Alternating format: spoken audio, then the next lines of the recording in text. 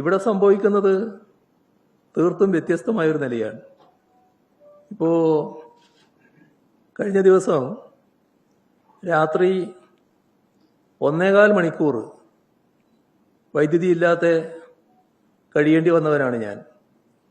എൻ്റെ വീട്ടിൽ 1.25 മണിക്കൂറാണ് വൈദ്യുതി ഇല്ലാതായത്. ഇത് എനിക്ക് മാത്രമല്ല, ഒരുപാട് ആളുകൾക്ക് സംഭവിക്കുകയാണ്. ഇവിടെ കാണേണ്ട ഒരു വസ്തുത, ഓണപ്പരീക്ഷയുടെ തയ്യാറെടുപ്പ് നടന്നുകൊണ്ടിരിക്കുകയാണ്. ആ ഘട്ടത്തിൽ കുട്ടികൾക്ക് വലിയ പ്രയാസമുണ്ടാക്കുന്നു. ഈ വൈദ്യുതി കട്ട് പലതരത്തിലുള്ള പ്രശ്നങ്ങൾ ഉണ്ടാക്കുമെന്ന് അറിയാത്തതല്ല സർക്കാരിന്. ഇതുമായി ബന്ധപ്പെട്ട നടപടികൾ മുൻകൂറായി സ്വീകരിച്ചില്ല എന്നതാണ് വന്നിട്ടുള്ള ഏറ്റവും വലിയ ദൗർബല്യം. ഇവിടെ സാധാരണഗതിയിൽ ദിവസം 300 മുതൽ 600 മെഗാവാട്ട് വരെ കുറവുണ്ട് എന്നാണ് ഇപ്പോൾ പറഞ്ഞു കേൾക്കുന്നത്. എങ്ങനെയാണ് ഇത്തരമൊരവസ്ഥയിലേക്ക് നാം എത്തിപ്പെട്ടത്? കൂടിയ വിലക്ക് വൈദ്യുതി വാങ്ങാൻ അനുമതി ലഭിച്ചിട്ടുണ്ട്.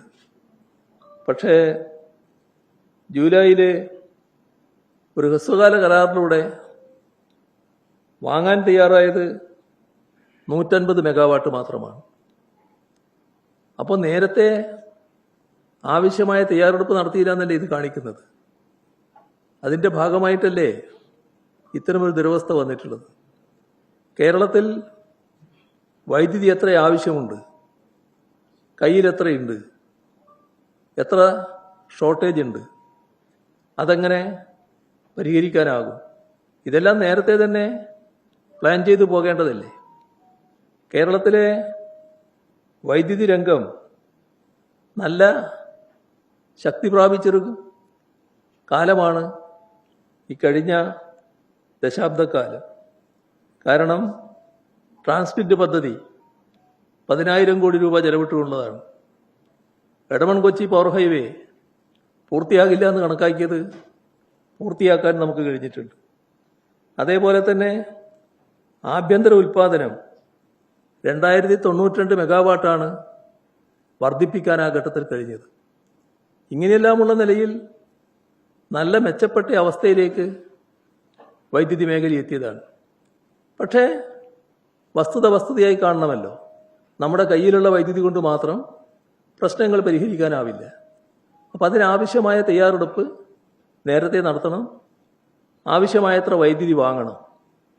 അതിൽ പൂർണ്ണമായ കെടുകാര്യസ്ഥയാണ് ഉണ്ടായിട്ടുള്ളത്. ഇത് ജനങ്ങളെ ഇട്ടുകൊണ്ട് ഇങ്ങനൊരു അമ്മാനമാടാൻ പാടില്ല. ഗവൺമെന്റേതായ ഉത്തരവാദിത്വം നിർവഹിച്ചു പോവുകയാണ് വേണ്ടത്. അല്ല, എന്തോ ചോദിക്കാൻ നോക്കി അദ്ദേഹം. സർക്കാരുമായി ബന്ധപ്പെട്ട് ഇതുമായി ബന്ധപ്പെട്ട വൈദ്യുതി പ്രശ്നത്തിൽ അവർ നൽകുന്ന വിശദീകരണം ഒരു ദീർഘകാല കരാർ കഴിഞ്ഞ സർക്കാർ റദ്ദാക്കിയിരുന്നു. ഒപ്പം തന്നെ ഈ കാലാവസ്ഥ പ്രതിസന്ധിയാണ് കാരണമെന്ന്. ഇപ്പൊ ചീമേനിയിലൊരു ആണവ കേന്ദ്രം സ്ഥാപിക്കാമെന്നൊക്കെയാണ് പറയുന്നത്. അപ്പൊ ഈ അടിയന്തരമായ പ്രശ്നങ്ങൾ നേരിടാൻ അത് പരിഹരിക്കാൻ സർക്കാർ തയ്യാറാവുന്നില്ല. മറ്റു ചില കാരണങ്ങൾ പറയുന്നത് മുൻ സർക്കാരിനെ പഠിക്കുന്നുണ്ട്. അതിലെന്തൊക്കെ വസ്തുതയുണ്ട്? അല്ല, അതാ അദ്ദേഹം പറഞ്ഞു. അതിന് വിശദീകരണം വേണ്ടാലോ. അത് പറഞ്ഞാലുണ്ടത്. ആ പറഞ്ഞതിന് ഞാൻ പറയാൻ പോകുന്നു. അദ്ദേഹം പറഞ്ഞ ഒരു കാര്യം നിങ്ങൾ പറയാൻ നോക്കിയതാണ്. ഇതാണ് LDF ഗവൺമെന്റിന്റെ പ്രത്യേക സമീപനം. അവിടെയാണ് LDF ഗവൺമെന്റ് UDF ഗവൺമെന്റ് തമ്മിലുള്ള വ്യത്യാസം നാം കാണേണ്ടത്. ആ കരാറിനോട് വ്യത്യസ്തതയുള്ളവരായിരുന്നു ഞങ്ങൾ. ആ കരാറിനകത്ത് നേരായ കരാറല്ല എന്ന അഭിപ്രായം ഞങ്ങൾക്ക് ശക്തമായിട്ടുണ്ടായിരുന്നു. പക്ഷേ കരാർ ഒപ്പിട്ട് കഴിഞ്ഞിരിക്കുന്നു. കരാർ അനുസരിച്ച് വൈദ്യുതി വാങ്ങൽ തുടങ്ങിയിരിക്കുന്നു. ആ കരാർ റദ്ദ് ചെയ്താൽ പെട്ടെന്ന് നമ്മുടെ നാടിന് വൈദ്യുതി ക്ഷാമം അനുഭവിക്കേണ്ടി വരും.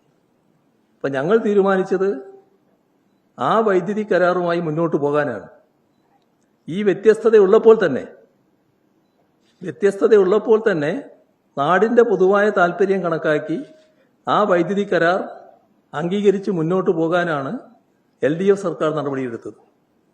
ആ നടപടിയുമായി മുന്നോട്ട് പോകുമ്പോൾ നമ്മുടെ റെഗുലേറ്ററി കമ്മീഷൻ അവരുടെ അനുമതി നേരത്തെ വാങ്ങേണ്ടതായിരുന്നു. ഇത്തരമൊരു കരാറിലേക്ക് പോകുമ്പോൾ UDF സർക്കാർ ആ അനുമതി വാങ്ങിയിരുന്നില്ല. അവരുടെ മുന്നിൽ ഈ പ്രശ്നം സജീവമായിട്ട് നിൽക്കുന്നുണ്ടായിരുന്നു. ആ റെഗുലേറ്ററി കമ്മീഷൻ ഇതുമായി ബന്ധപ്പെട്ട് പരിശോധിച്ച് അവരുടെ അവസാന തീരുമാനം പിന്നീട് വന്നു. അത് റദ്ദ് ചെയ്യുന്നതായിരുന്നു. ആ റദ്ദ് ചെയ്ത തീരുമാനത്തിനെതിരെ ആകാവുന്ന നടപടികളെല്ലാം ഞങ്ങൾ സ്വീകരിച്ചു. അത് വെറുതെ വിട്ടുകളയല്ല ചെയ്തത്. ആ വൈദ്യുതി വാങ്ങൽ പ്രധാനമാണ് എന്ന് കണ്ടുകൊണ്ട് ഉള്ള എല്ലാ നടപടിയും ഞങ്ങൾ സ്വീകരിച്ചു. ഇതാണ് ഞങ്ങൾ സ്വീകരിച്ച സമീപനം. ഞങ്ങളതിൽ നിങ്ങൾ കാണിച്ചത് കൊള്ളരുതായ്മയാണ്, അതുകൊണ്ട് ഞങ്ങളത് പൂർണ്ണമായിട്ട് ഉപേക്ഷിക്കുന്നു എന്ന നിലയല്ല. ഉപേക്ഷിക്കേണ്ടതാണ്. എന്നാൽ ഉപേക്ഷിച്ചാൽ നാട് ഇരുട്ടിലാവും. അതല്ല നല്ലത്. നാടിന്റെ താല്പര്യം സംരക്ഷിക്കലാണ് നല്ലത് എന്ന് കണ്ടുകൊണ്ടുള്ള നിലപാടാണ് ഞങ്ങൾ സ്വീകരിച്ചത്. അതുകൊണ്ട് തന്നെ ഞങ്ങളുടെ കാര്യത്തിൽ ഈ സമീപനം കേരളത്തിന്റെ വൈദ്യുതി മേഖലക്ക് കുറവില്ലാത്ത മട്ടിലായിരുന്നു. ഇപ്പൊ പറയുന്ന പരിഹാര മാർഗം അത് കേരളത്തിൽ അത്ര എളുപ്പമുള്ള കാര്യമല്ല കേട്ടോ. ഈ ആണവ നിലയം സ്ഥാപിക്കൽ. ആണവ നിലയം സ്ഥാപിച്ച് കേരളത്തിൽ പ്രശ്നങ്ങൾ പരിഹരിച്ച് കളയാമെന്ന് പറഞ്ഞാൽ അതിന് നമ്മുടെ സമൂഹത്തിൽ അതിശക്തമായ എതിർപ്പുണ്ടാകും. ഒരു സംശയമില്ല, അതിശക്തമായ എതിർപ്പ് ഉയർന്നു വരും. അതുകൊണ്ടാണ് ഞങ്ങളുടെ കാലത്ത് അത്തരമൊരു കാര്യത്തെപ്പറ്റി ഞങ്ങൾ ആലോചിക്കുകയും ചെയ്യാതിരുന്നത്. ചില നിർദ്ദേശങ്ങളൊക്കെ ചില ഭാഗത്തുനിന്നൊക്കെ വന്നിരുന്നു. ആ ഘട്ടത്തിൽ തന്നെ ഞങ്ങളൊക്കെ നിലപാട് വ്യക്തമാക്കിയത് അത്തരമൊരു നടപടിയിലേക്ക് കടക്കുന്നില്ല എന്ന്. ഇപ്പോൾ വീണ്ടും അത്തരമൊരു ആലോചനയിലേക്ക് കടക്കുന്നെങ്കിൽ അത് അനാവശ്യമായ പ്രശ്നങ്ങൾ കേരളത്തിൽ സൃഷ്ടിക്കാനായിരിക്കും വഴിവെക്കുക. അതിനു പകരം മറ്റ് നടപടികളിലൂടെ വൈദ്യുതി രംഗം കാര്യക്ഷമമാക്കാനുള്ള നടപടികളാണ് സ്വീകരിക്കേണ്ടത്.